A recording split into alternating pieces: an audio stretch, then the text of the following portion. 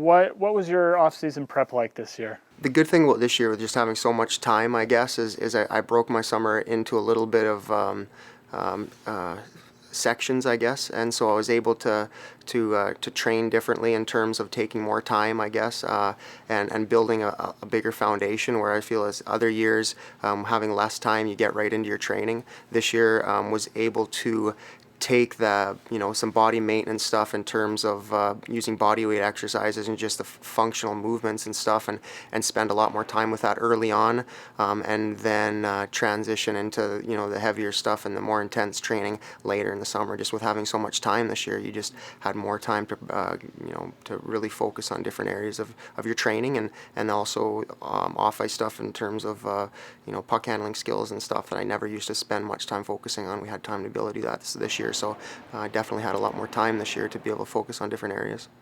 Yeah, were you able to get on the ice at all, or is this going to be the first time that you're hitting the ice? I was on the ice quite a bit, actually. I was running hockey camps in South Dakota, and that was about 2 months where on the ice pretty much every day. Obviously that's a little bit different where you're training kids, but you're still on the ice. And then about the last 5 or 6 weeks here in Wichita, at the Wichita Ice Center, they have a drop-in and stick and puck skates and stuff. And so I was on the ice about four days a week for an hour each day, and was able to train pretty hard on those. So feeling pretty confident about the amount of training I was able to get in the summer and where we're at going into the season. That's awesome. Obviously different circumstances for everybody this year, but for your team specifically, really compressed amount of time before your season starts. We're talking, on a Monday morning, and you guys hit the ice on Friday. So what do you need to do to get ready before the puck drops? Well, obviously that Friday game is a little bit of an unknown because, you obviously have 3 days to get things together as best we can, and you can only do so much in 3 days. And so obviously you come every day focused on that day and putting in the work that you can that day and getting as prepared as you can. But, the truth of the matter is you only have 3 days to prepare for it, so you can only do so much. The good thing that we have on our side is after that, our second game is until December 26th, and so we'll obviously trim down our group pretty fast, and then we're going to have a few weeks with our group to really prepare for game 2. And so, you hope for the best in that one game, but I look at our training camp almost as a 2 weeks after that, where we're really going to be able to prepare and hopefully be able to hit those games after Christmas, really running at full stride, and things should be clicking by then for sure. So obviously we need to be prepared for Friday, and we will be as best we can, but it is only 3 days. You're a guy with quite a bit of an experience now. What do you bring to this Thunder squad? Well, obviously I've done this for a long time, and so I've seen kind of what works and what doesn't work, and hopefully that leadership can rub off on some guys, and I'm be able to help other guys in their careers at this point. I think my game on the ice is a steady defenseman that defends well and competes very hard, and hopefully that's something that can rub off on the guys. With that compete level, when you see an older guy that's 35 years old out there competing hard, that will rub off.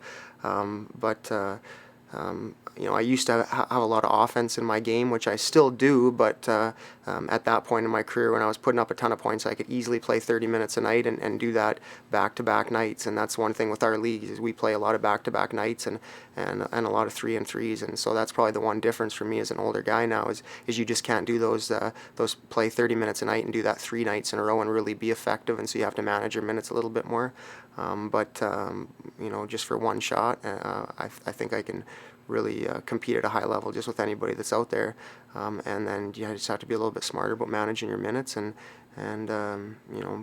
show the guys the compete level that it takes to be successful at this level.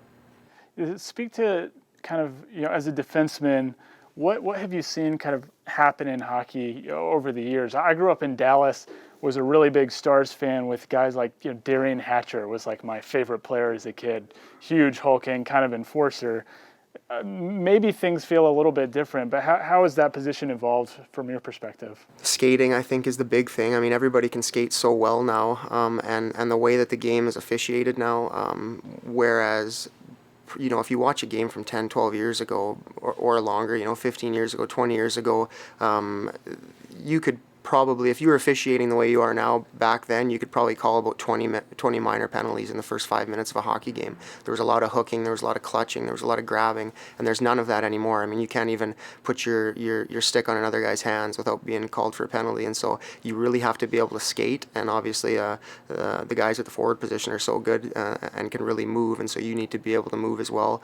You just don't have that opportunity to slow guys down the same way with your stick and with taking penalties, I guess, what they'd be considered penalties now. So you need to use your feet and use your brain to be in the right positions. And so as a defenseman, a defensive defenseman, what I would consider myself that now, a little bit of a second wave guy. My job is to get the puck into the forwards' hands. Try and disrupt rushes, hold the blue lines as best as we can, turn pucks over, and then get the pucks to our forwards, because the forwards are so skilled now that they're going to create some offense. And if I can jump up into play a little bit and be a second wave, then that's just going to add a little bit of bonus to the situation as well. We touched on a little bit when you got here. You're playing at Bemidji State, a really solid program in the WCHA. What was your time like there into making you the player you are? It was good. I mean, I went there as a young guy. I was 19 years old, and so my freshman year was a little bit of an eye-opener. You're playing at Bemidji, especially at that time. There wasn't a lot of young guys that were playing.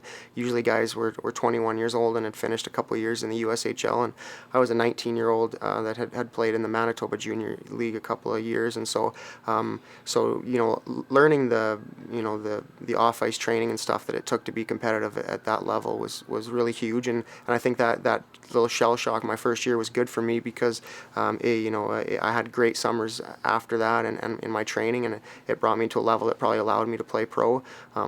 At Bemidji, we were a very competitive program with the rosters that weren't probably anywhere on point with the teams that we were playing against, and so we had to do little things to be successful, and that's probably where I learned a lot of my compete level that I have in my game is at Bemidji, in terms of playing hard every shift and blocking shots and doing those little things that it takes to win, because if we didn't do that, we just weren't in games with those talented teams we'd play when we'd go into Duluth and we'd go into North Dakota, and so a lot of that stuff that I learned at Bemidji State and that I needed to do to just survive at Bemidji State is stuff that's allowed me to be successful as a pro.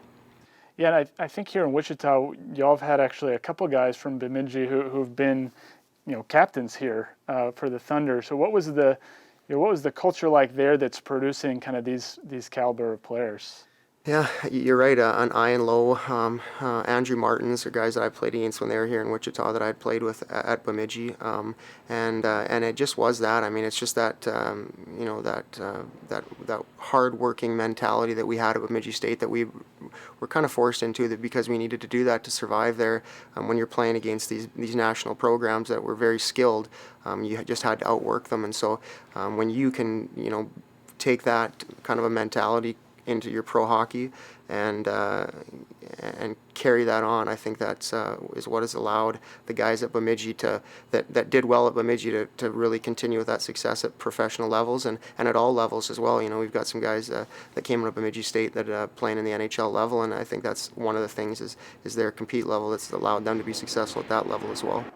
What was the transition like from NCAA D1 hockey to, I think you played a little bit in the ECHL and then the CHL? Yeah, it was good. I was fortunate. I think my first year of pro, I went into an American League training camp in Peoria and actually did surprisingly well there, almost stuck. And if it wasn't for some injuries, or it wasn't for a lack of a farm system in Dallas, maybe would have had an opportunity to stay there. So it gave me some confidence right off the bat, and then went to the ECHL and didn't have the success that maybe I thought I would have, which was a little bit of a humbling experience at the same time, and made me realize that I was going to have to work equally as hard or harder to be able to have that success at a pro level. And so a couple of injuries, a knee injury at the end of my first year and a back injury at the start of my second year, slowed things, my progress at the pro level, but it also sent me to Rapid City in the Central League, which I thought I was just going to go finish a year there, and we ended up winning the championship, and I had so much fun there that I ended up turning 1 year into 10 years there in Rapid City, and had a great time there, and was fortunate to be involved with some really good teams, and also then make that move from the CHL to the ECHL, and then obviously been able to continue a career here in the ECHL for a few years after that as well. Yeah, it's Coach Ramsey's second year here. What kind of team, identity is he trying to create? Well, you know what, Rammer, he's a very smart hockey man, and he is a guy that just a heart and soul, guys, is what he's looking for, and so he really recruits on character a lot as well, and so I think that last year was some good stepping stones in terms of that. The unfortunate situation that we had. Basically a brand new team last year, and there was only one returner, and so there was a little bit of a learning curve.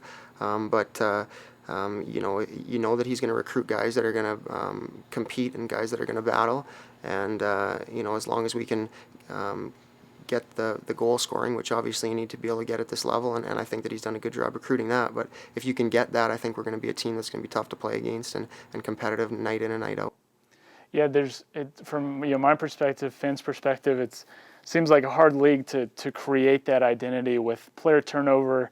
Guys can get called up, compressed timeline to get to the hockey. So, what do you as a team and as a leader on this team, what do y'all do to get your team there? Well, consistency is one thing, and some of that consistency is out of your control because the way that your affiliate works, it has a lot to do with your success in some ways, and so you don't control the players that are sent to you, and obviously to be really successful at this level, I think you do need to have a little bit of that help from your affiliate.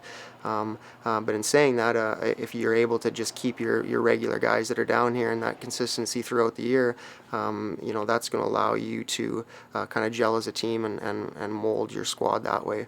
And so I think that we just don't know what's going to happen this year in terms of what we're going to get for players or how that's going to work out. But one of the things that we can be prepared for is that we've got a lot of returning guys, and that guys should know kind of what Rammer expects right off the bat, and I think that should help us early on in the season. Yeah, do you feel like this league has developed or changed over time since you've been here? Absolutely, yeah, absolutely. The league has developed. It has just gotten way better, exponentially better, I would say, and a lot of that has to do with the way the game is called and the players that are coming into the league. Guys that probably years ago, these guys that never would have been American Hockey League or never would have been ECHL players. They would have been going to the American Hockey League, and now they're signing in the ECHL just because the talent pool is so good. The players that have been working from the times they were 5 years old with skills coaches, and they can just skate and they can get up and down the ice and they can make plays, and so the depth of the talent pool is just so much better, and obviously that pays dividends for a league like the ECHL that is the AA level. That's kind of getting the trickle down from the NHL and the AHL. That's allowing there to be a lot more really good players available for these teams to pick up. Yeah, and speaking of that talent pool, obviously, with some teams opting out this year, there are fewer jobs and more players.